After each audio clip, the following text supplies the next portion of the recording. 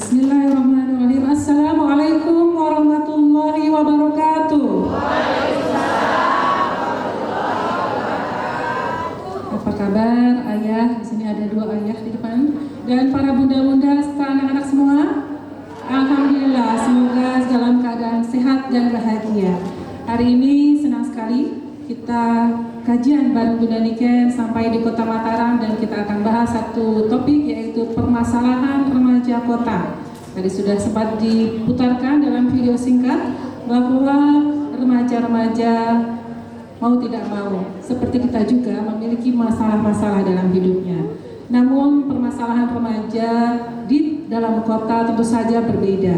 Ini akan kita kupas pada hari ini bersama dengan beberapa pihak, yaitu yang hadir sudah bersama kita. Luar biasa narasumbernya. Yang pertama Ibu Dar Cantik, Ibu Ketua Tim Penggerak PKK Kota Mataram, Ibu Wali Kota kita Ibu Tikin. Tepuk tangan teman-teman Tikin.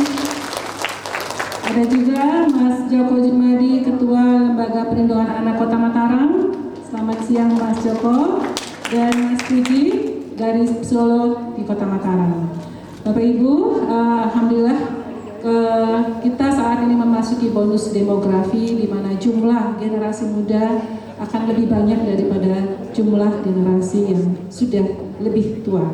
Dan generasi ini menjadi tanggung jawab kita semua untuk sama-sama diperhatikan, dibina dan dibimbing agar mereka bisa melewati masa remajanya dengan baik sehingga bisa menjadi penerus kita yang lebih baik daripada kita ini. Dan tentu saja remaja seperti juga dalam setiap manusia, dalam tahapan remaja ada masa-masa di mana mereka melalui beberapa proses dan perubahan-perubahan. Ya, ini yang kita tahu kadang-kadang menimbulkan masalah ya, karena remaja tidak berdiri sendiri tapi hidup di dalam sebuah lingkungan yang memberikan juga pengaruh-pengaruh kepada dirinya. Kita membahas tentang permasalahan remaja di kota, dalam hal ini Kota Mataram. Untuk tahunya lebih dalam lagi kita akan tanya ini ke Mas Joko ya dari Lembaga Perlindungan Anak. Apakah benar Mas Joko permasalahan remaja di kota itu beda dengan remaja di desa gitu ya? Betul nggak sih gitu ya? Kalau remaja di desa beda, tapi sekarang ini sudah ada perkembangan teknologi, apakah itu juga mengubah situasi lingkungan hidup untuk remaja ini ya? Terus yang kedua, kalau memang benar berbeda di kota, kira-kira apa saja permasalahan yang dihadapi remaja yang hidup di dalam kota ini? Mungkin bisa disampaikan. Tadi sekilas ada beberapa kasus-kasus ya, tapi mungkin Mas Joko punya data lebih banyak lagi gitu ya. Apa saja sih ABCD-nya ya, masalah yang dilakukan remaja ini? Iya, terima kasih. Bapak Ibu sekalian, Assalamualaikum warahmatullahi wabarakatuh. Waalaikumsalam. Kalau dilihat dengan perkembangan saat sekarang ini, kalau kemarin-kemarin mungkin ada perbedaan ya, 2, 3, 5 tahun yang lalu, perbedaan antara persoalan anak yang di desa dengan persoalan anak di kota. Kalau persoalan anak di desa waktu itu yang masih sangat kenceng itu adalah perkawinan anak, itu yang terjadi di desa. Tapi sekarang dengan kondisi perkembangan teknologi informasi, itu sepertinya sudah tidak ada lagi perbedaan antara desa dengan kota. Contoh umpamanya, saya mencontohkan narkoba saja. Dulu berpikirnya narkoba itu mungkin hanya Mataram, Karangbagu yang dikenal. Tapi ternyata siapa menyangka kalau satu desa yang namanya Kawu di Lombok Tengah atau Beleke di Lombok Tengah juga itu adalah epicentrumnya narkoba. Jadi barang narkoba dari Malaysia itu dibawanya ke Kawu, dibawanya ke Beleke dan kemudian menyebar. Jadi kan sudah sangat berubah. Jadi sudah tidak ada beda. Nah, kalau dilihat terus persoalan yang sekarang tren apa ini? Satu, apa teman-teman?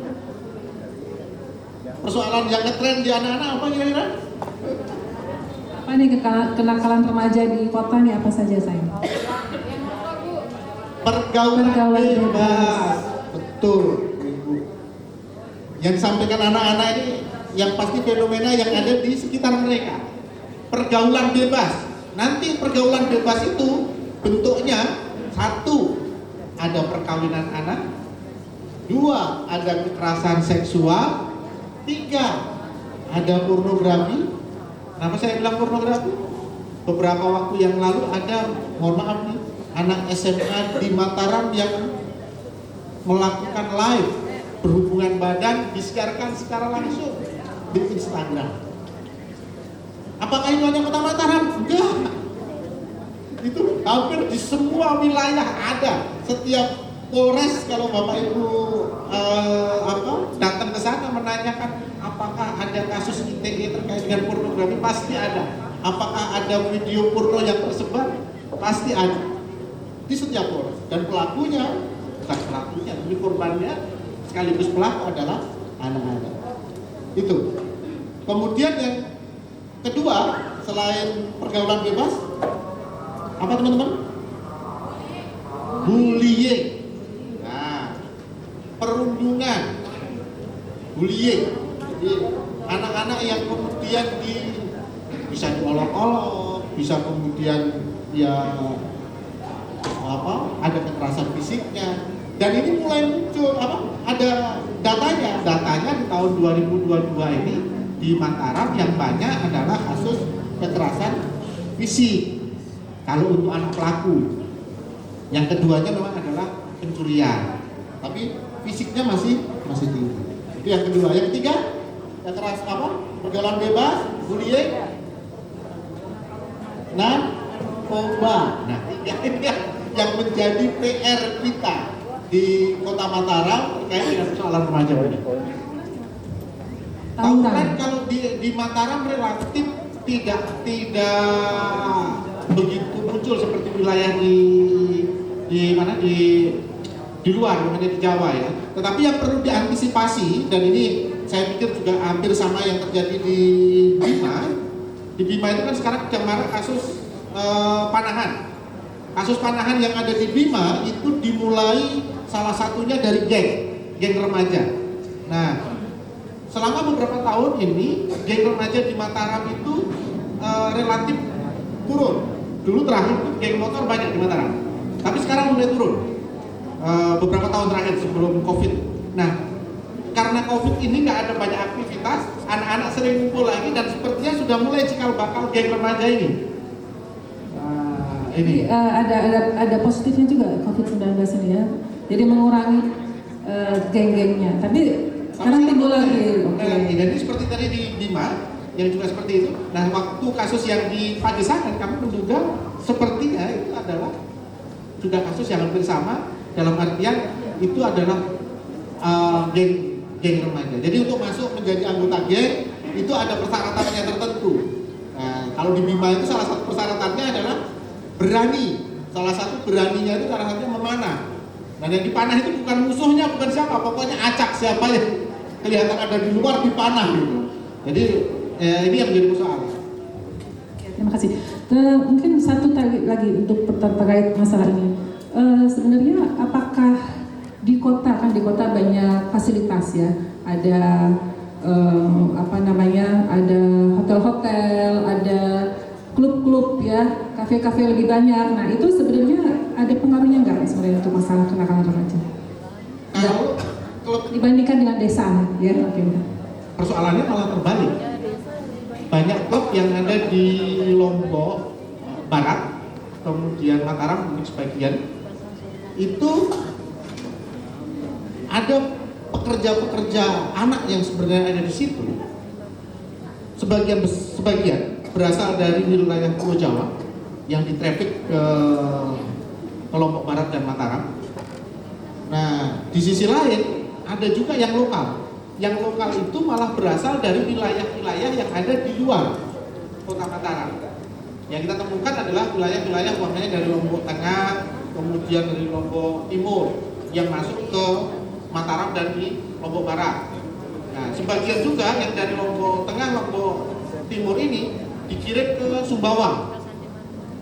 Kalau kita ke Sumbawa, kita ketemu di pinggir pantai ada klub-klub kecil, karaoke, itu sebagian besar adalah anak-anak dari Lombok. Dan kita agak kesulitan untuk kemudian mendeteksi apakah itu anak-anak atau dewasa, karena secara fisik kita sudah tidak bisa membedakan itu anak-anak atau dewasa. Sedangkan secara identitas mereka membawa identitas. Nah, kita beberapa kali kita menemukan case itu karena anaknya bermasalah yang kemudian akhirnya kita meminta dokumen dari ijazah atau akte kelahiran yang kemudian melihat dulu ini anak-anak tapi KTP-nya dewasa. Karena sudah ada pemalsuan. Itu Bu, kalau untuk jadi kesimpulannya memang tidak ada perbedaan. Tidak ada perbedaan. Mau di desa, mau di kota, di pantai atau di gunung, ternyata masalah remaja sama. Gitu ya Pak Seko. Terima kasih. Kita beralih ke Mas Puji ya. Jadi Mas Puji tadi ternyata lokasi tidak mempengaruhi bahwa terjadi kenakalan remaja ini atau masalah-masalah remaja ini. Jadi kalau dilihat dari sisi psikologis itu sebenarnya mengapa remaja itu dimanapun ternyata ya itu bermasalah gitu, memiliki masalah yang sama seperti ini gitu. Jadi kira-kira apa yang menyebabkan terjadinya masalah-masalah ini pada remaja? Terima kasih Bunda, selamat siang Bunda-Bunda semuanya, adik semuanya. Jadi kalau bicara kenapa remaja mau di kota, mau desa, masalahnya sama. Ya apalagi saat ini Bunda-Bunda semuanya, kita semua terakses dengan satu benda namanya handphone. Ya, handphone ini ada di mana-mana. Ya, secara kondisi kita bisa lihat sekarang bahkan di kota-kota kalau kita jalan-jalan ke mall menemukan keluarga lagi makan-makan, semua sibuk dengan handphone mereka masing-masing. Dan ini terjadi tidak hanya di kota, di desa pun seperti itu. Ibu-ibu di rumah, inak-inak di rumah itu sambil masak juga pegangan handphone, sambil ngomong sama anak fokus pegang handphone. Nah, satu hal yang perlu kita ketahui, adik-adik kita remaja ini kan masanya lagi masa pubertas istilahnya. Masa pubertas itu pertama secara fisik tubuh mereka itu cepat, ya, tumbuhnya ke atas kalau bahasa iklan, ya, gitu. Sehingga pertumbuhan fisiknya itu berlangsung dengan sangat cepat. Ya kalau zaman dulu mungkin ibu-ibu yang menstruasi bisa jadi kelas 3 SMP, gitu ya. Zaman sekarang anak-anak perempuan menstruasi itu kelas 5 SD sudah menstruasi. Ya, jadi ada banyak faktor sehingga mempengaruhi kenapa akhirnya pertumbuhan anak-anak itu berlangsung dengan sangat cepat saat ini. Begitu juga dengan laki-laki, ya, anak-anak kita laki-laki remajanya akan cepat sekali tumbuh. Nah, salah satu konsekuensi ketika dia cepat tumbuh itu adalah badannya cepat tinggi dan hormonalnya itu kemudian akhirnya jadi turun naik dengan cepat. Nah, salah satu tandanya adalah hormonal yang turun naik itu salah satu indikasinya misalnya jerawat. Ya, ada jerawat 1, 2 dan sebagainya, itu hal yang normal terjadi karena memang masa itu. Nah, namun secara kognitif, secara cara berpikir, biasanya anak-anak remaja kita memang memiliki tantangan untuk membuat keputusan dengan tepat. Itu. Pertanyaan besarnya adalah apakah lingkungan sekitarnya itu mampu mendukung anak-anak remaja kita itu mampu membuat keputusan yang tepat? Itu pertanyaannya. Nah, apa yang mempengaruhi anak-anak bisa membuat keputusan tepat atau tidak? Yaitu kondisi kehangatan keluarga. Ya, kehangatan keluarga. Jadi banyak keluarga-keluarga saat ini berkumpul tapi tidak bersama-sama. Gitu. Mereka sibuk masing-masing dengan handphone atau gadget masing-masing, sehingga tidak tercipta dialog, komunikasi maunya gimana, harapannya apa antara anak-anak dan kedua orang tua. Ya, kedua orang tua sekali lagi. Ya, kondisi-kondisi ini kemudian terjadi Bunda. Terjadi akhirnya apa yang terjadi? Membuat anak-anak kita akhirnya keliru dalam membuat keputusan karena ternyata lingkaran utamanya itu akhirnya sekarang bergeser. Yang seharusnya orang tua lingkaran utamanya, sehingga sekarang fokus utama anak muda itu kemana? Ke teman-temannya. Pertanyaan besarnya, teman-temannya ini membawa pengaruh positif atau negatif? Nah, seringkali kondisinya Bunda adalah di lapangan, kalau kita berkoneksi misalnya sama teman-teman di Polres ya, anak yang bermasalah itu, kalau kita telusuri garis keluarganya, pola asuh keluarganya, itu pasti ada sesuatu dengan komunikasi dia dengan orang tua. Nah, ini sangat-sangat penting. Nah, ini sangat-sangat penting sehingga ini juga menjadi himbauan buat kita semua, terutama bunda-bundaku di PKK terkait dengan program ya. Bagaimana kemudian melibatkan unsur anak-anak bersama orang tuanya. Nah, ini sekarang ini beberapa minggu ini lagi ada kegiatan sama teman-teman BNN Kota, Bunda.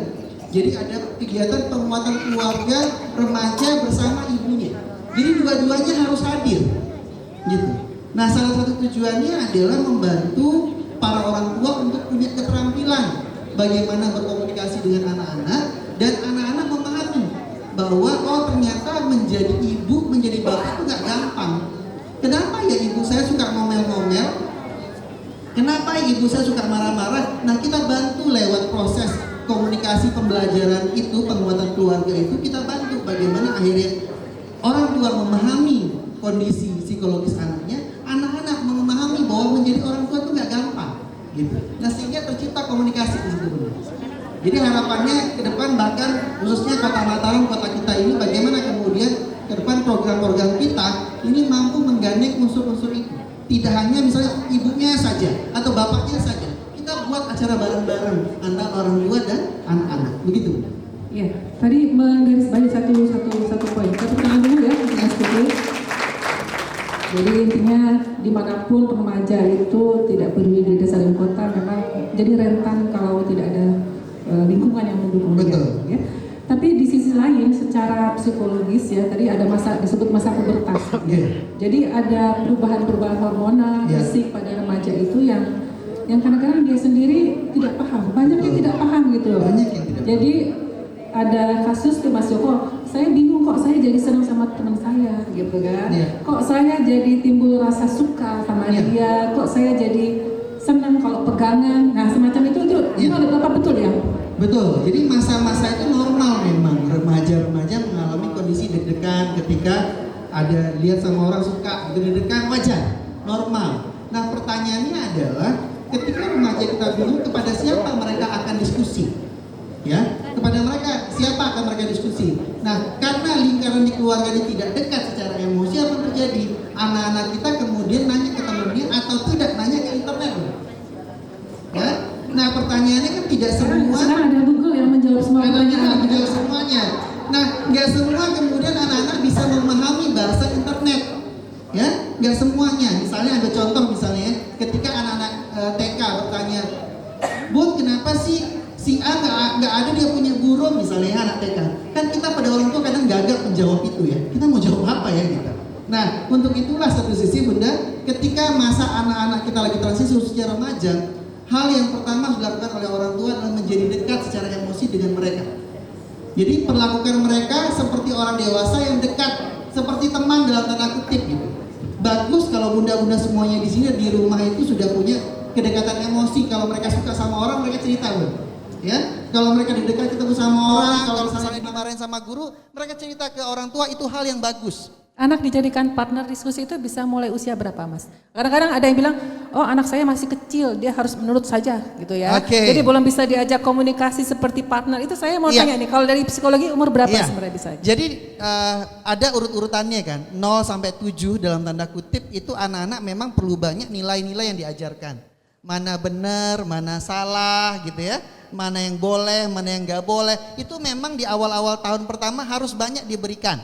Gitu. Nah, satu tips sebenarnya kalau misalnya di anak-anak yang kita luput sebagai orang tua adalah di anak-anak itu ada di tahapan perkembangan kognitifnya itu konkret, Bunda. Konkret itu maksudnya dia harus clear. Ambil contoh. Nah, ambilin botol yang warna tutupnya biru. Kenapa? Makanya guru-guru TK kalau ngajarin di sekolah itu sangat detail. Warna disebutin, bentuk disebutin. Karena di usia-usia itu tahapannya memang tahapan berpikir konkret. Gitu. Nah, di tahap selanjutnya itu tetap harus ada di tahap remaja, Bunda. Gitu. Anak-anak perlu diberikan contoh apa yang baik, apa yang tidak baik, tapi metodenya yang berbeda. Anak ibu-ibu zaman sekarang kan banyak tuh kalau pas ngomong sama anaknya dijadikan sambil lalu, sambil goreng kacang, sambil goreng apa gitu ya, sambil masak apa, diomongin sambil lalu. Nah, salah satu hal yang kemudian perlu kita rubah adalah mengajak duduk anak-anak kita. Jadi anak-anak remaja itu perlu diajak duduk, perlu diajak ngobrol, Bunda. Satu frekuensi, kalau misalnya banyak buku-buku psikologi perkembangan bilang kan, kalau di anak-anak kecil kita harus duduk sesuai dengan tinggi anaknya. Nah, di usia remaja bagusnya gimana? Kita duduk bersebelahan. Eye to eye, belajar untuk menatap mata. Tapi satu lagi kuncinya, Bunda, adalah kita para orang tua remaja banyak berharap bahwa anak-anak bercerita ke kita. Itu yang kita harapkan, betul ya? Nah, tapi kita juga lupa bahwa anak-anak itu mendapatkan model atau contoh dari kita. Sehingga apa konsekuensinya? Kita para orang tua, para ibu, para bapak juga perlu punya momen untuk cerita ke anak-anak. Cerita tentang hari-hari kita di kantor bagaimana, ya, kerjaan urusan macam-macam itu bagaimana ketika kita sama-sama sampai di rumah. Nah, kondisi itu kemudian akhirnya membiasakan anak-anak punya pola di otaknya bahwa oke, bapak ibuku cerita. Berarti aku juga perlu untuk cerita. Begitu, Bunda. Jadi dicontohkan. Dicontohkan untuk bercerita itu. Jadi kira-kira setelah umur 7 tahun baru kita bisa melakukan komunikasi ala partner seperti ini ya. Betul. Oke, ya. Terima Iya. kasih banyak nih tipsnya ya. Mungkin bisa sama-sama kita coba karena selama ini itu banyaknya seperti itu. Kita sambil goreng sesuatu sambil ngomong ngoceh gitu ya, Ibu. Mohon maaf nih ya. Ya, tadi sudah digarisbawahi oleh Mas Puji sebagai psikolog bahwa lingkungan sekitar sangat-sangat mempengaruhi keluarganya. Di sini kita punya tim penggerak PKK. PKK terdiri namanya PKK ya, Program Pemberdayaan Keluarga ya.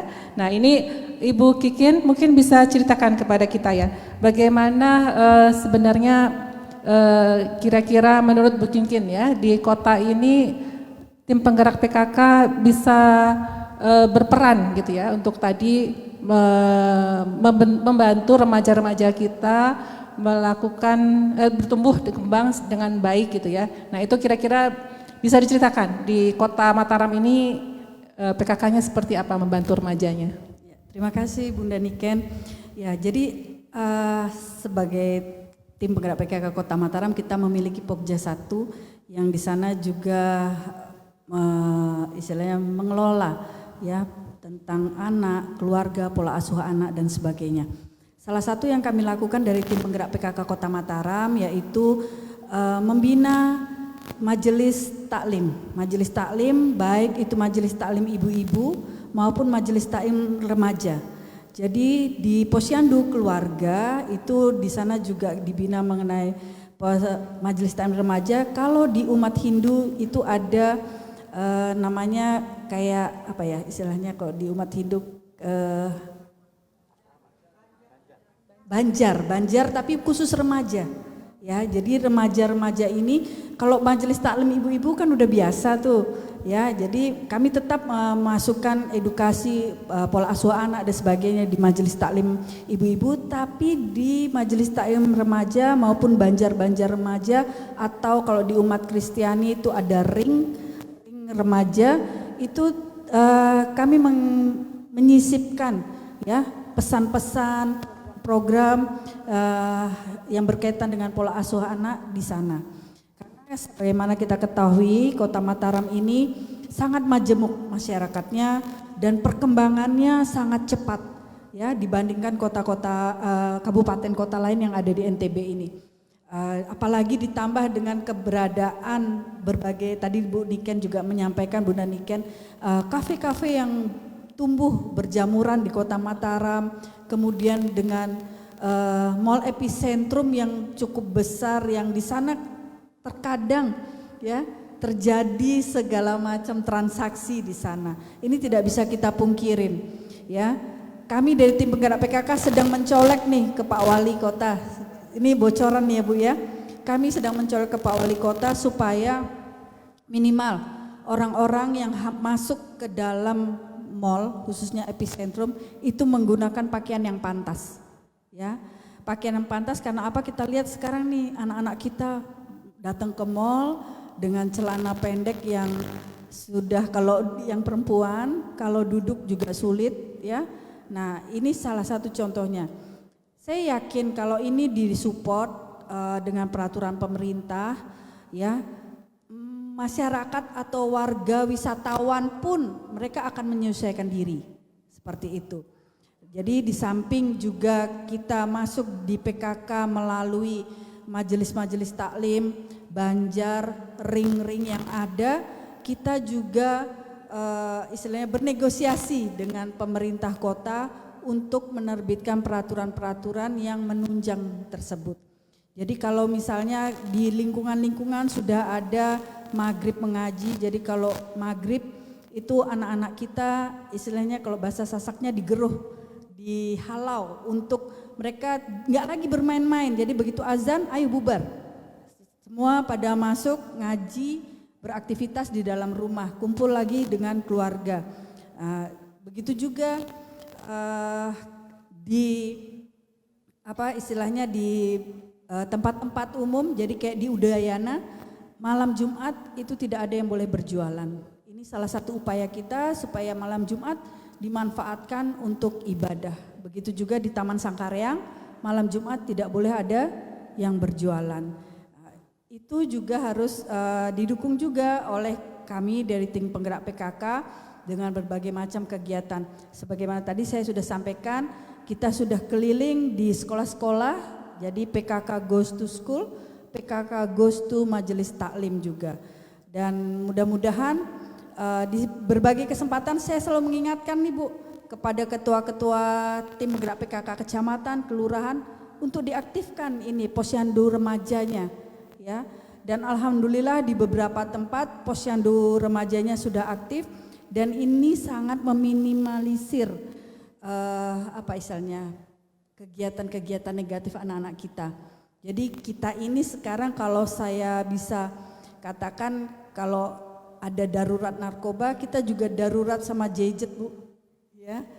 Pasca pandemi ini anak-anak kita dari usia balita sampai dengan usia remaja itu semua sudah tidak bisa lepas dari gadget. Mereka sangat nyaman dengan kehidupan di dunia maya mereka. Yang saya mungkin juga Bunda Niken juga masih memiliki anak remaja yang jujur pasti mereka juga asik dengan gadgetnya, sudah nyaman. Nah kadang ngajak mereka keluar ini udah sulit sekarang.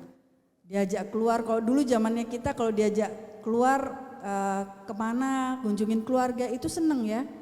Kalau sekarang anak-anak sekarang mager. Nah, kita merubah anak-anak kita agar dia mulai bisa perlahan-lahan melepaskan gadgetnya ini, mengurangi berselancarnya di dunia maya ini, itu jadi PR besar kita. Salah satu kayaknya tadi ya ini harus dilakukan kegiatan-kegiatan yang membuat mereka mau keluar rumah, olahraga, menyediakan fasilitas-fasilitas olahraga. Jadi di sini sekarang di Taman Sangkareang fasilitas basketnya sudah bagus. Itu tidak pernah sepi Bu. Jadi dari pagi subuh sampai tengah malam lapangan basket di Sangkareang ini nggak putus-putus. Anak-anak silih berganti bermain. Juga bermain bola dan sebagainya. Nah usaha kita di samping menciptakan lapangan ruang terbuka untuk keluarga, ini salah satu upaya membangun lagi kedekatan. Jadi sekarang banyak ruang terbuka hijau yang bisa dimanfaatkan oleh warga kota, ada di Taman Selagalas, RTH Pagutan, kemudian Udayana sendiri, Taman Sangkareang, dan banyak lagi titik-titik ruang terbuka hijau yang bisa dimanfaatkan oleh keluarga untuk berinteraksi. Jadi jika keluarga sudah bahagia, indeks kebahagiaannya sudah tinggi, insya Allah perlahan-lahan masalah remaja ini bisa teratasi dengan baik. Kembali lagi komunikasi keluarga seperti disampaikan tadi oleh Mas Puji, itu yang nomor 1. Dan PR kita di Kota Mataram ini betul katanya Pak Joko, itu banyak sekali. Ya, banyak sekali. Mungkin kalau kita lihat di epicentrum tadi yang saya sampaikan, penampilan anak-anak remaja kita yang agak-agak minim, mungkin belum tentu mereka asli dari Kota Mataram. Banyak yang import dari Jawa Barat. Ya, kemarin pasca pandemi, Senggigi sepi, mereka turun ke Mataram. Ya, tapi melihat pola seperti itu jika dibiarkan akan membawa anak-anak remaja kita berpikir, wah lagi tren ini, ya berpakaian minim seperti ini lagi tren, udelnya kelihatan gitu ya, itu jadi paha kemana-mana. Ini menjadi PR kita di Kota Mataram, ya nggak adik-adik, bener nggak? Ya, tapi saya yakin nanti kita tanya Bun, hadir di sini enggak lah ya. Terus kemudian di samping itu juga sekarang dari penampilan mereka yang seronok di tempat umum seperti itu mengundang untuk terjadinya perdagangan remaja. Dan itu juga harus menjadi perhatian kita juga. Jujur sekarang ini kan udah bukan kayak zaman kita dulu. Kalau zaman kita keluar rumah dengan pakaian tidak benar, minimal tetangga kita nyolotin. Ya kan? Jutekin.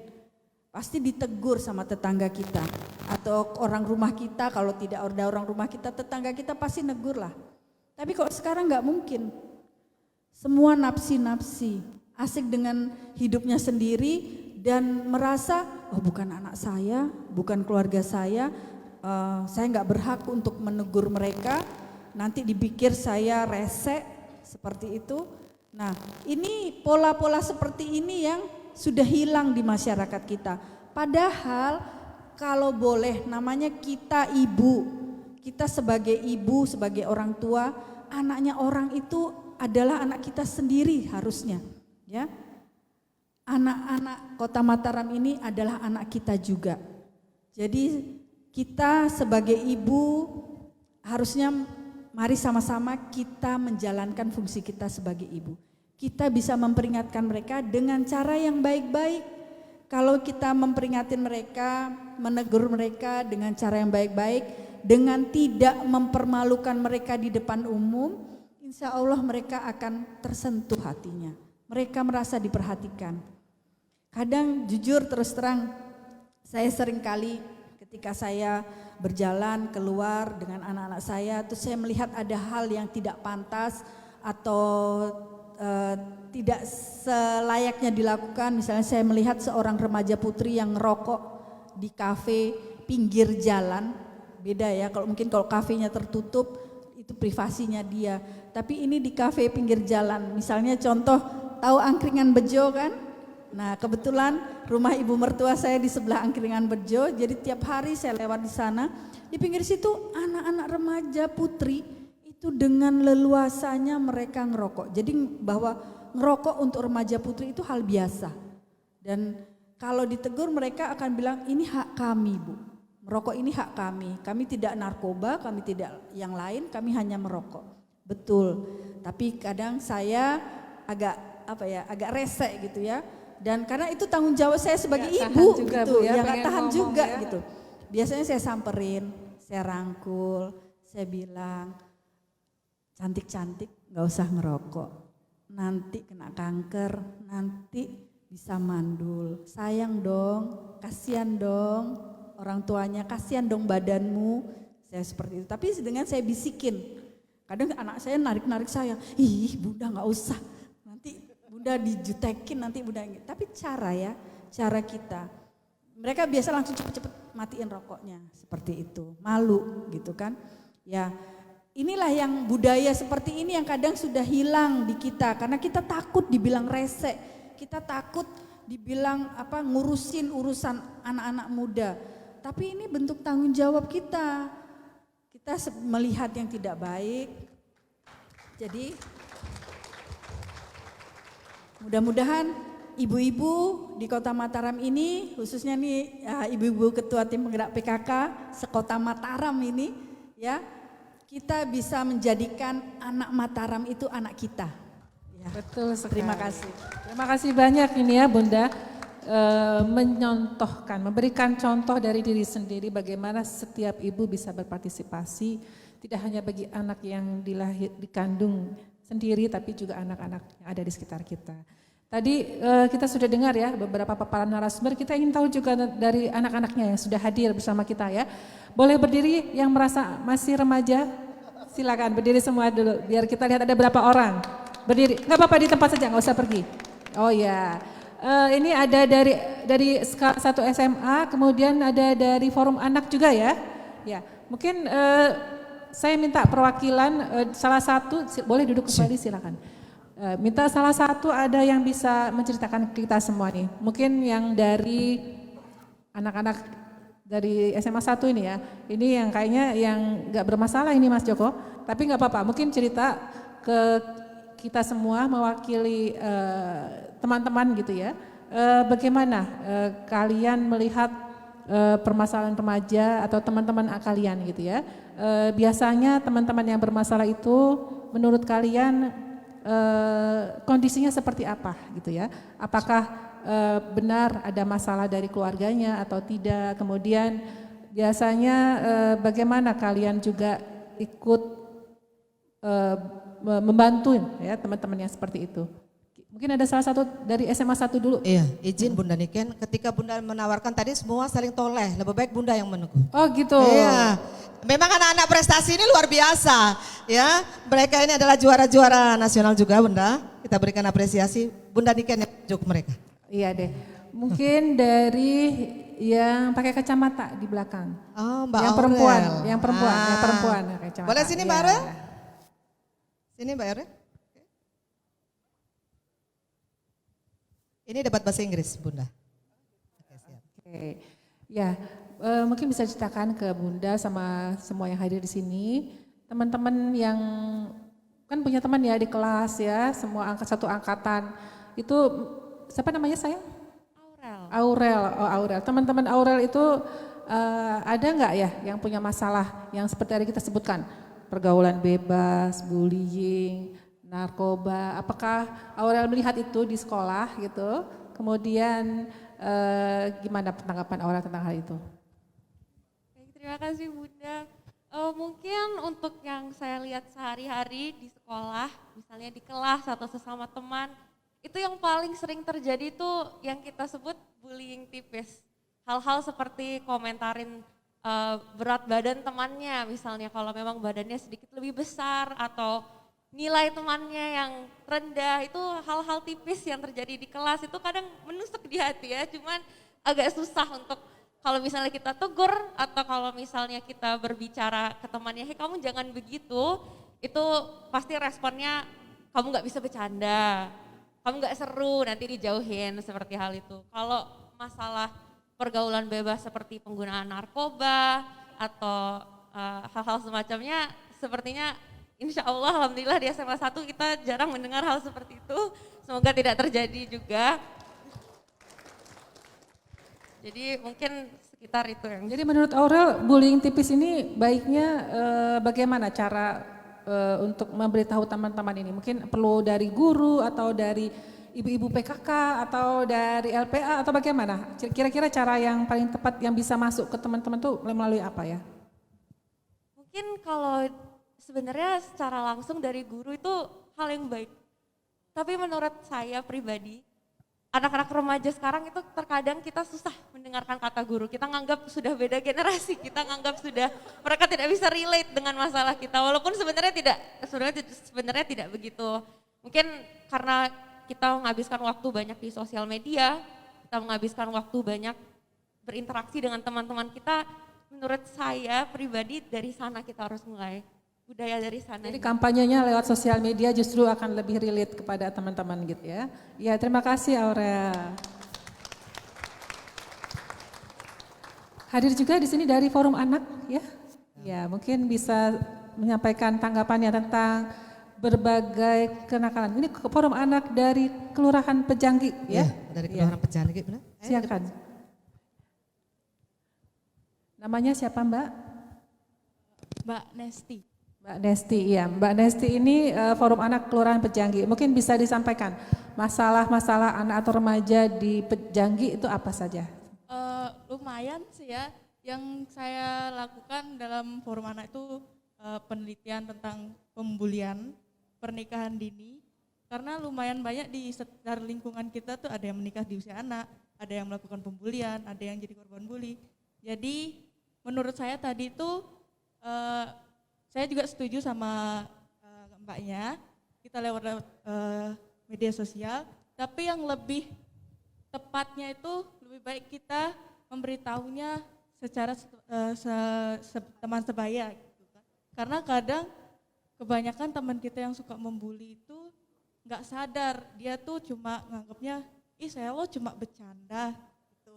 Tapi dia nggak nyadar kalau dia menyakiti hati temannya. Jadi saya punya dulu teman yang suka bercanda tapi berlebihan. Tapi dengan diberitahu dengan baik-baik, astungkara dia sudah tidak begitu lagi. Jadi karena kita karena guru yang memberitahu kadang tidak masuk, kadang guru yang memberitahu kadang kita tidak mendengarkan. Jadi karena kita teman sebaya mungkin dia bisa mengerti. Gitu. Jadi kadang kita negurnya teman sebaya baru mau dengar gitu kan. Kalau orang tua, apaan sih orang tua katanya tadi kan dia tuh enggak relate tuh, dia enggak sebaya sama kita, jadi enggak sependapat atau seargumen lah sama kita, jadi ya gitu. Ya, terima kasih banyak ya. Iya, jadi tadi beberapa masukan dari anak-anak ini ternyata mereka menganggap kita nih generasi orang tuanya sudah tidak relate ya. Waduh, sudah tidak sefrekuensi. Ini kenyataan ibu-ibu ya. Kita punya anak-anak pasti semua merasa seperti itu. Saya juga begitu, mungkin Bunda Kikin begitu gitu ya. Jadi kita berbicara capek-capek ini ternyata mereka juga mungkin belum tentu mereka bisa menganggap ini penting ya karena tidak sefrekuensi tadi. Jadi Mas Joko nih gimana nih Mas Joko? Untuk kita bisa melakukan pencegahan masalah-masalah tadi, menangani masalah-masalah yang banyak tadi itu ya. Ada pergaulan bebas nih kalau dikupas satu-satu panjang nih kayaknya. Atau bullying, atau narkoba, tawuran, trafficking anak gitu ya. Ini kira-kira solusi yang yang diusulkan lah gitu oleh Mas Joko sebagai Lembaga Perlindungan Anak Kota Mataram, kira-kira apa saja? Masukan tadi luar biasa yang disampaikan Bunda Kikin, udah sangat-sangat banyak. Cuma mungkin ada beberapa tambahan masukan lagi, silakan. Kalau dilihat tadi kan secara jujur secara lugas anak-anak menyampaikan bahwa frekuensinya berbeda. Kenapa frekuensinya berbeda? Ini kan yang tadi kemudian dikupas oleh Mas Puji tadi. Banyak orang tua kita yang kemudian kita mohon maaf. Terus terang kita ini kan punya menjadi orang tua kan coba-coba. Kenapa saya bilang coba-coba? Karena terus terang kita harus jujur bahwa seringkali kita mengasuh anak itu hanya dengan dua ilmu katanya. Ilmu pertama adalah ilmu yang kita dapat pada waktu kecil, yang itu kemudian kita ulang pada masa sekarang ketika kita menjadi orang tua. Jadi pengalaman masa kecil itulah yang kita pakai untuk menghadapi anak-anak yang sekarang. Sedangkan masanya berbeda. Dulu nggak ada gadget, sekarang ada gadget. Dulu nggak punya pengalaman bagaimana rasanya kecanduan gadget itu, ibu-ibu nggak ada yang punya pengalaman itu. Pengalaman ibu-ibu kan kalau dimarahin sama orang tua, berbuat salah, dimarahin, suruh masuk kamar. Ya, kalau dulu nangis, merenung, kenapa orang tua saya marah? Introspeksi diri, oh ternyata saya salah di sini. Anak-anak sekarang ibu terapkan sama, marahin dia, suruh masuk kamar. Apa dek? Update status. Iya kan? Itu yang terjadi. Atau yang kedua, anaknya baru ngomong seringkali belum apa-apa sudah dipotong. Itu juga seringkali terjadi. Ilmu yang kedua seringkali ilmu pokoknya. Pokoknya nggak boleh. Tanpa kemudian menjelaskan apa-apa. Sehingga itulah yang mungkin beberapa persoalan seringkali akhirnya frekuensinya itu nggak sama. Maka yang harus diperbaiki apa? Sekali lagi saya selalu sama Bunda Nika juga selalu mengkampanyekan, ayo Bu, perbaiki pengasuhan. Yang diperbaiki dari mana? Satu, menyiapkan kalau ini ada kebocoran, maka sebenarnya tadi kalau masalah-masalah yang terjadi, fenomena-fenomena yang terjadi tadi, masalah utamanya pasti ada di pengasuhan. Kebocorannya di pengasuhan. Maka bagaimana kemudian mengkampanyekan soal pengasuhan ini. Luar biasa kalau umpamanya tadi majelis taklim, kemudian di majelis Posyandu Remaja, kader-kader Posyandunya udah mulai diajarin soal pengasuhan. Kedua kita juga menyiapkan layanannya. Jadi penting bagi Kota Mataram untuk menyiapkan sebuah layanan di mana ketika ada ibu-ibu bermasalah nggak tahu, ini banyak loh ini, mohon maaf nih, saya yakin ini banyak nih, ibu-ibu yang bingung, kalau anak saya kecanduan gadget tuh saya mau kemana sih sebenarnya saya harus. Itu konsul. permasalahan seluruh ibu di Indonesia kayak Mas. Iya. Dan sekarang nggak tahu ibu-ibu kemana mau berkonsultasi, kemana mau bawa anaknya umpamanya. Kayaknya perlu nih kalau kemudian Kota Mataram membuat layanan itu. Sehingga ibu-ibu juga tahu tempatnya kemana untuk berkonsultasi. Di sisi lain memang perlu diajarin ke ibu-ibu. Yang kedua juga yang jangan lupa, ibu-ibunya yang sekarang ini kan diajarin, tapi calon-calon ibunya juga jangan dilupakan. Calon-calon orang tua jangan dilupakan. Nah, PR-nya Dinas Pendidikan seharusnya bagaimana kemudian usia SMA itu pendidikan soal pengasuhan, pendidikan untuk menjadi orang tua itu harusnya sudah dimulai di usia di sekolah menengah. Karena yakin deh anak-anak lulus SMA ya 5 tahun yang akan datang setelah lulus SMA akan jadi orang tua. Bahkan seringkali ada yang belum nyampe 1 tahun setelah lulus SMA sudah jadi orang tua. Nah, itu soal pengasuhan. Yang kedua, kenapa saya membandingkan Mataram dengan wilayah di timur kita, di Bima Dompu. Kenapa di Bima Dompu tren soal kekerasan remaja itu meningkat? Sekilas saya menemukan bahwanya saya ke Bima Dompu itu jarang saya melihat ada anak-anak main layangan. Sederhana saja. Anak-anak main layangan itu saya tidak pernah saya temukan di Bima Dompu. Datang ke pantai yang kita lihat adalah anak-anak nongkrong di pinggir pantai. Bukan anak-anak di pantai bermain dengan spontan begitu. Artinya apa? Artinya anak-anak itu masanya adalah masa yang dia manfaatkan untuk bermain. Energinya itu harus kelebihan energinya itu disalurkan dengan cara aktivitas yang sifatnya fisik. Jangan main bola tapi main bolanya di gadget. Nah, ini. Oleh karena itu PR-nya kita, PR-nya pemerintah adalah bagaimana menyiapkan ruang kreasi, kreasi anak sebanyak-banyaknya. Tidak hanya dalam bentuk olahraga, yang seni umpamanya. Semakin banyak sanggar-sanggar seni itu akan semakin bagus untuk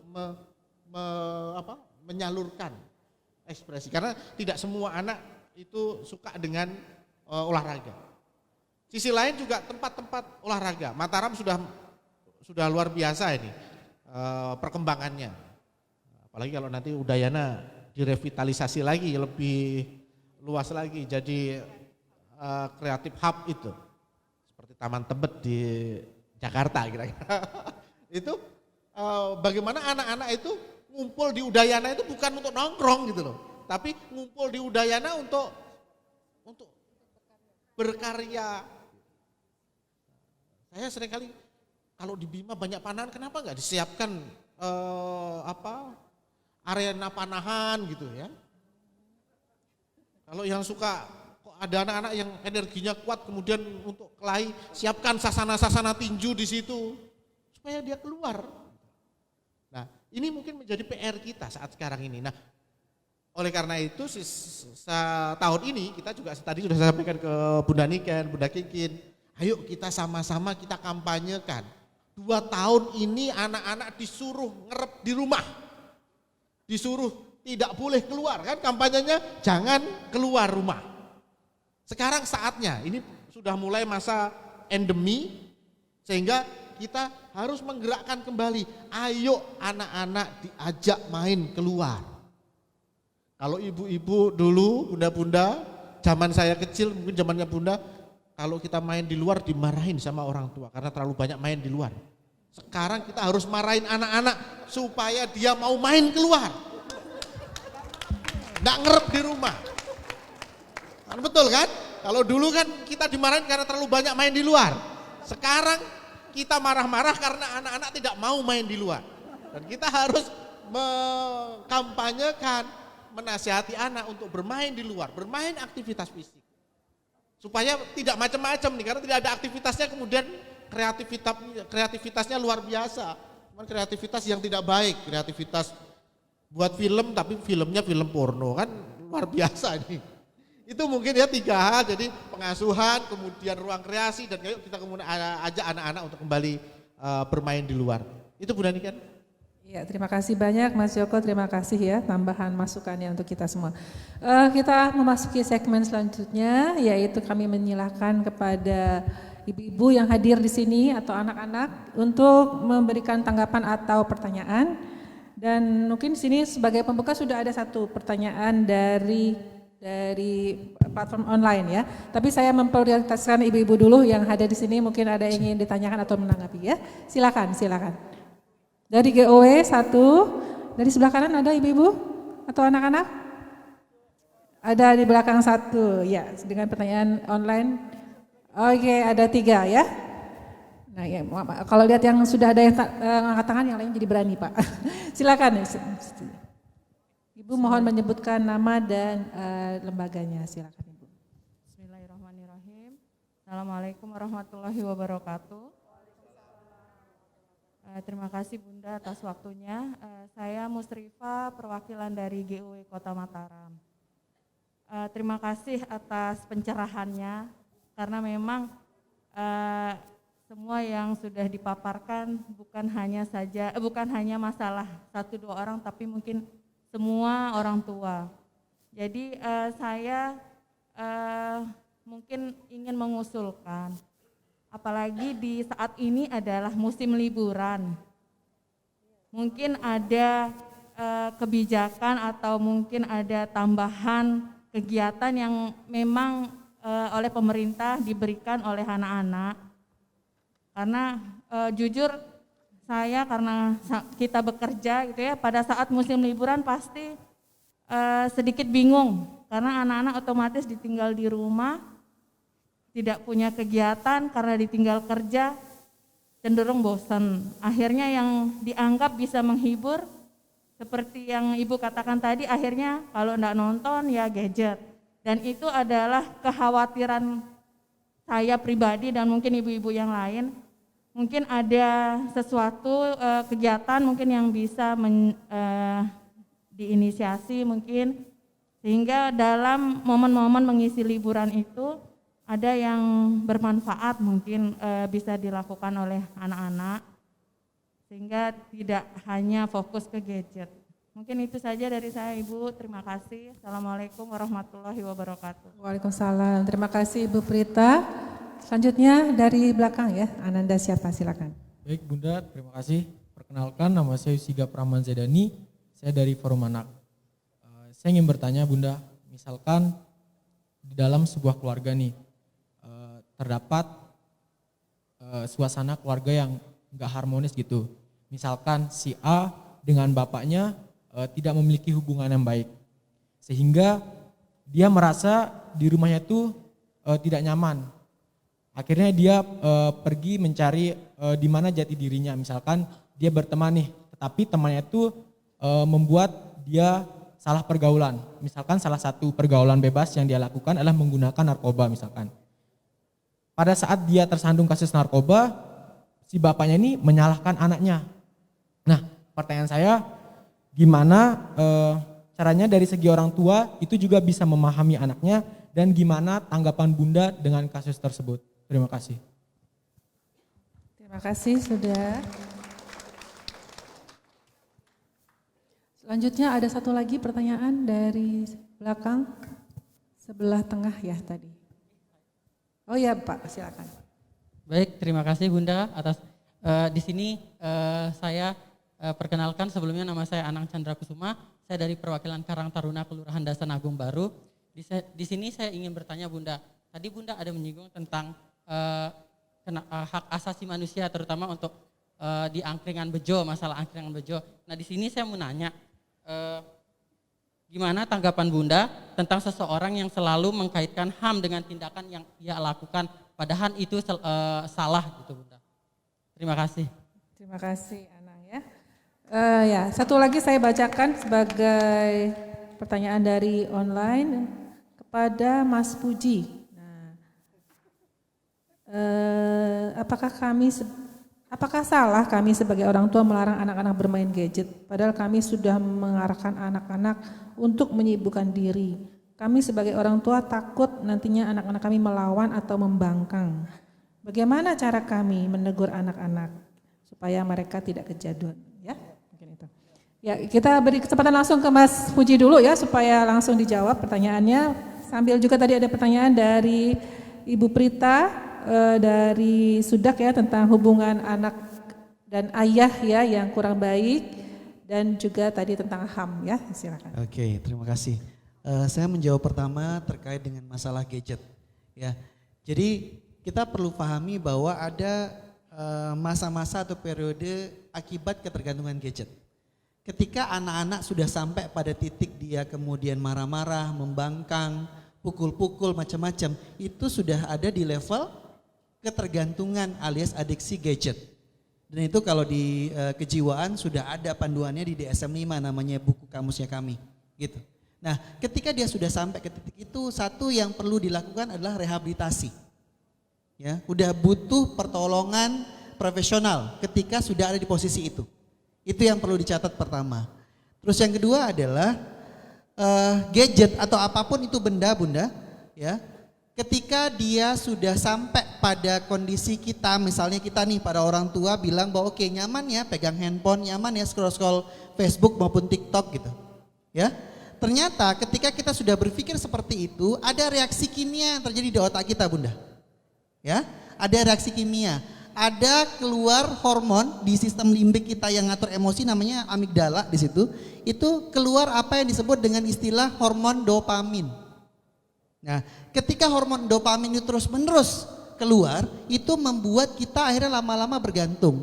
Gak usah anak-anak bunda, kita semua yang dewasa, ya kita semua dewasa bilang, ya udah saya akan buka Facebook sebentar. Gak bisa sebentar.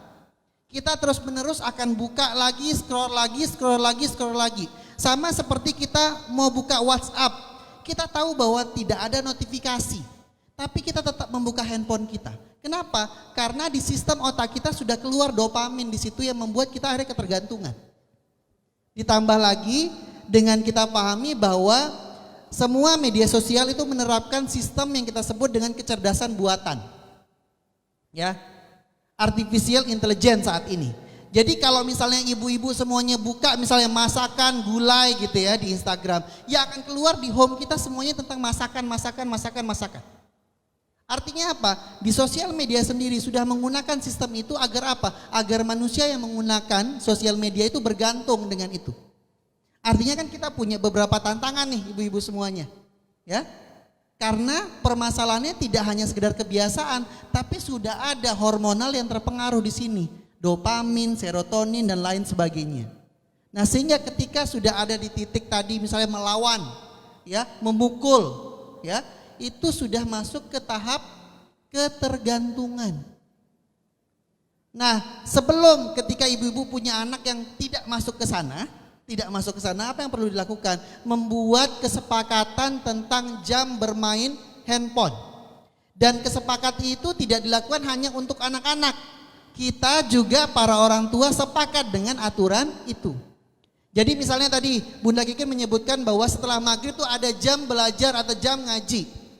Yang sepakat melakukan ngaji itu tidak hanya anak-anak, orang tuanya juga perlu ikut ngaji. Ibunya perlu ikut ngaji, bapaknya perlu ikut ngaji. Jadi kondisi itu tidak hanya untuk anak-anak. Jadi kesepakatan-kesepakatan itu sekali lagi adalah sesuatu yang harus dilakukan bersama. Namanya keluarga. Keluarga kan berarti semua elemen di dalam keluarga, nggak hanya 1-2 orang. Gitu. Jadi kalau misalnya ada sampai tadi sudah ada pemukulan macam-macam, berarti itu sudah masuk gejala adiksi gadget. Dan itu perlu direhab. Ya, itu. Terus sedikit nyambung tadi pertanyaan adik kita dari forum anak ya, situasi keluarga. Ya, pastinya kan situasi ini kan tidak bisa dirubah oleh anak-anak, itu namanya situasi orang tua ya gitu. Tapi satu yang mungkin perlu diketahui oleh adik-adikku semuanya bahwa di Kota Mataram itu punya gerakan namanya Puspaga yang dikelola oleh teman-teman DP3A ya gitu. Dan gerakan itu sekali lagi juga menyediakan banyak fasilitas. Salah satunya adalah di situ ada banyak profesional, di situ ada tenaga profesional. Jadi buat adik-adikku di sana yang kemudian melihat ada teman-temannya nih yang bisa ngajak teman-temannya, kan tadi katanya teman sebaya ya, sehingga adik-adik nanti bisa komunikasi nanti ya. Ada hotline dari DP3A atau bahkan dari LPA Kota Mataram, nanti akan menyambungkan untuk dihubungkan ke tenaga profesional. Nanti akan dibantu bagaimana kemudian caranya untuk mencegah perilaku-perilaku tidak kita inginkan itu tidak terjadi. Seperti itu, Bunda. Ya, sepertinya sudah azan, kita break sebentar untuk mendengarkan azan. Kita lanjutkan, tadi masih ada pertanyaan yang belum dijawab ya. Mungkin Bunda Kikin bisa menjawab pada pertanyaan tentang bagaimana orang tua bapak ya yang hak azazi anak. Oke, silakan Bunda. Terima kasih Mas Anang dari Karang Taruna Desa Agung. Juga ada dari online nih sama pertanyaannya. Oh gitu. Dari Anang. Oh ya. Yang dari belakang tadi. ya. Oke. Ya. Jadi kalau tadi disampaikan bahwa ketika kita menegur seorang remaja yang rokok, remaja putri yang sedang merokok, terus mereka bilang itu hak mereka gitu ya. Hak mereka memang betul, itu hak akan mereka, tubuh mereka. Akan tetapi kita bisa melihat dari usia mereka, apakah mereka sudah boleh untuk merokok. Sementara kan untuk merokok itu di usia 18 tahun ke atas. Sementara kalau SMA itu biasanya 16, 17, 18 biasanya sudah menjelang tamat SMA ya. Seperti itu. Jadi bagaimanapun namanya kita orang tua harus menunjukkan mana yang baik, mana yang tidak baik. Karena kalau kita membiarkan secara moral juga salah, seperti itu. Jadi kalau mereka anak remaja kita selalu berbicara itu hak mereka, itu hak mereka.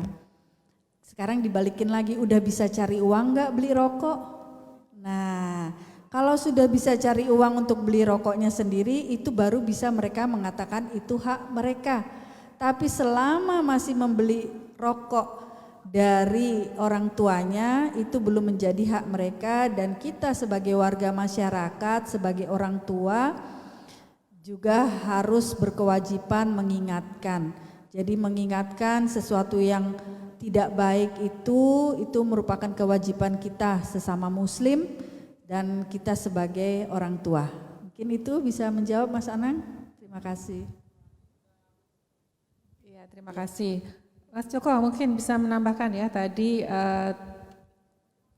baik dari semua ini pertanyaan, mungkin ada yang mau ditambahkan mengenai tambahan kegiatan kita dari pemerintah. Tadi Bunda ada Ibu dari GOW yang minta pemerintah bikin acara tambahan untuk pemuda.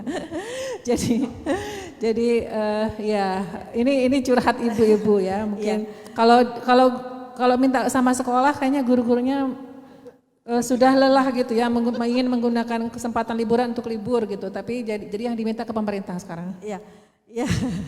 Aduh, ini ditembak sama ibu-ibu GO ini.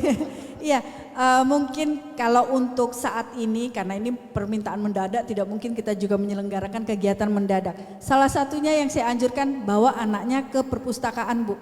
Jadi selama ibu bekerja, titip anaknya di perpustakaan, suruh dia baca sampai puas gitu kan. Jadi literasinya jalan, Bu, seperti itu. Ini yang untuk jangka pendeknya. Tapi bagus masukan dari ibu. Insya Allah untuk liburan yang akan datang, semester yang akan datang, ini menjadi PR kita bersama, baik kami PKK maupun nanti dari GOW Kota Mataram, kita menyelenggarakan kegiatan yang mengisi liburan ya, mengisi liburan, dan mudah-mudahan itu kegiatannya tidak hanya sewaktu saja. Liburannya kan panjang tuh, biasanya seminggu 2 minggu ya. Jadi berjenjanglah kegiatannya, itu bisa memakan menghabiskan waktu libur mereka dengan sesuatu yang bermanfaat. Terima kasih Ibu masukannya. Ya, Mas Joko mungkin ya, bisa memberikan masukan masalah HAM juga gitu Mas Joko, silakan. Kalau persoalan soal HAM kan sebenarnya jelas. HAM itu tidak boleh melanggar HAM orang lain. Nah, akhirnya begitu kan. Ketika merokok pun kan sebenarnya juga ada tempat-tempatnya kan. Nah, seringkali merokoknya tidak pada tempatnya. Kalau yang tadi bisa disebutkan. Tapi sekali lagi memang fenomena kita sekarang ini adalah tadi yang disampaikan Bu Wali. Kita mau mengingat, kalau zaman dulu saya zaman dulu. Saya berbuat salah, saya dimarahin sama tetangga. Lapor ke orang tua, saya tambahin dimarahin sama orang tua. Tapi orang tua saya kemudian datengin ke tetangga saya mengucapkan terima kasih. Nah, kalau zaman sekarang, ya kan? Nah ini yang juga kita harus hati-hati gitu. Ini ya pengalaman gitu kan, pengalaman di rumah saya sudah mengingatkan seorang anak gitu, ini Pak ini nanti akan bermasalah. Ternyata saya dilabrak juga sama orang tuanya. Ngapain Bapak ikut-ikutan ngasih tahu anak saya, marahin anak saya, nasihatin anaknya. Saya nasihatin supaya kembali sekolah, jangan keluyuran, lapor orang tuanya, kita yang dilabrak. Ujung-ujungnya dia nyuri di rumah saya, ketangkep sama polisi, saya lagi yang kemudian mendampingi di kepolisian. ini fenomena lah kira-kira. Nah, tetapi paling tidak kalau kita bicara HAM, sekali lagi ini nggak pas juga. Atau kalau kemudian ada yang mengkaitkan kenakalan anak-anak ini karena terlalu banyaknya perlindungan yang diberikan, karena ada perlindungan, ada LPA, ada lembaga yang melindungi. Enggak, bukan begitu. Saya tidak sepakat dengan itu. Dalam artian apa? Memang kondisi anak-anak, peluang menjadi orang tua sekarang itu memang lebih berat dibandingkan masa lalu. Kita tadi Mas Puji sudah menyampaikan bahwa pergaulan anak-anak itu dimulai dari lingkaran pertama, lingkaran mikronya kan keluarga. Kemudian lingkaran mesonya mungkin ada di teman-teman pergaulannya. Nah, zaman dulu main saya itu enggak jauh-jauh lah, satu kampung paling banter. Ya kalaupun main agak jauh di luar kampung. Sekarang anak-anak sekarang kan sudah sangat luar biasa. Mainnya sudah sangat jauh, Bu. Tidak hanya di sekitaran itu. Nah, menjadi anak-anak menjadi susah. Kalau kita kaitkan dengan HAM, tidak ada kaitannya dengan hak anak yang dikampanyekan dengan kenakalan anak. Nah, yang kedua tadi memang persoalan liburan ini hampir sama ketika COVID. Mohon maaf nih. Saya waktu COVID itu beranggapan nanti kalau COVID ini kan banyak anak-anak di rumah. Wah ini akan bagus ini untuk anak-anak. Bagusnya atau apa? Kelekatan dengan orang tua akan semakin melekat. Tadi yang disampaikan sama Mas Puji, kehangatan orang tua. Tapi ternyata yang terjadi sebaliknya. Anak-anak semakin banyak di rumah, semakin banyak berantem dengan orang tuanya. Bukan tambah lekat, tapi tambah jauh. Terus apa yang dilakukan? Ya saya pikir tanggung jawab kita sebagai orang tua, kembali lagi ke situ. Berani menjadi orang tua ya berani bertanggung jawab, kira-kira begitu. Berani bertanggung jawabnya apa? Kitalah yang harus menyesuaikan dengan anak-anak. Yang tadi disampaikan sama Mas Budi tadi. Bagaimana komunikasi, bagaimana kita menyamakan frekuensinya. PR kita sebenarnya di situ aja, menyamakan frekuensi kita dengan frekuensi anak-anak. Seharusnya liburan itu dulu menjadi sesuatu yang yang ditunggu-tunggu luar biasa. Gitu. Banyak pengalaman-pengalaman baru ketika liburan. Ya pemerintah kayaknya juga perlu memikirkan itu. Kalau liburan gimana ya kira-kira kegiatan, kalau perlu mungkin ada cuti khusus untuk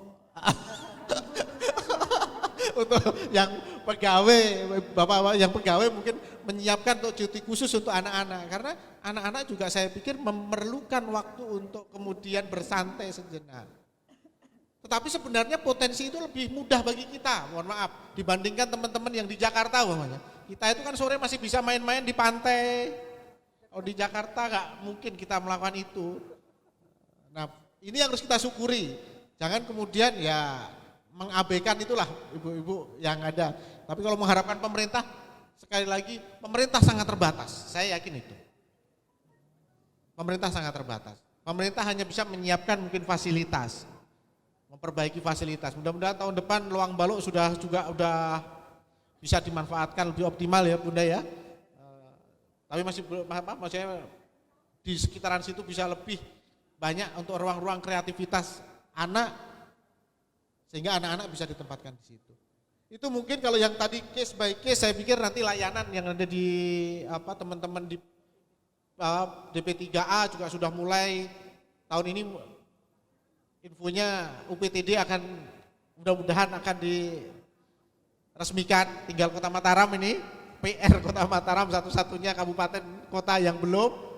Kemudian ada Puspaga yang juga sudah ada, sehingga teman-teman yang kemudian orang tua atau teman-teman yang memiliki masalah jangan segan-segan untuk kemudian berkonsultasi ke DP3, berkonsultasi ke LPA juga ada.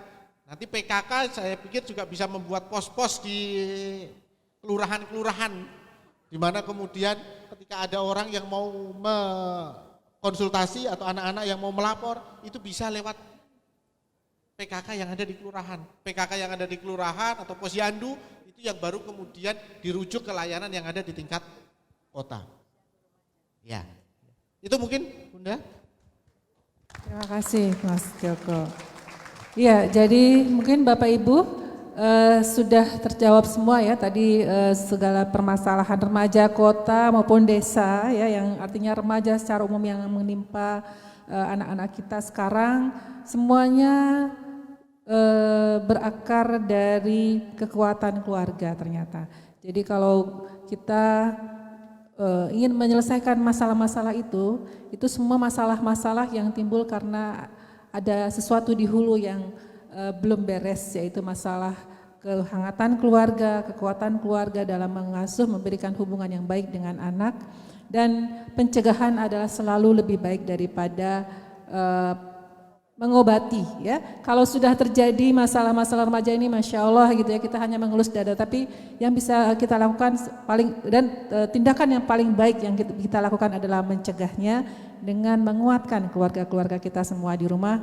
Dan terima kasih yang sebesar-besarnya kepada narasumber hebat kita semua pada siang hari ini, Mas Joko, Bu Kikin, dan Mas Puji. Luar biasa informasinya, semoga bisa dimanfaatkan oleh kita semua. Dan di sini sudah hadir ibu-ibu ketua tim penggerak PKK, GOW, dan organisasi perempuan yang insya Allah bisa menyampaikan ke lingkungan kita minimal dari diri kita sendiri. Mohon maaf bila ada kekurangan. Terima kasih atas perhatian dan waktunya untuk mengikuti kegiatan pada siang hari ini. Sampai bertemu lagi dan mohon maaf lahir batin. Assalamualaikum warahmatullahi wabarakatuh.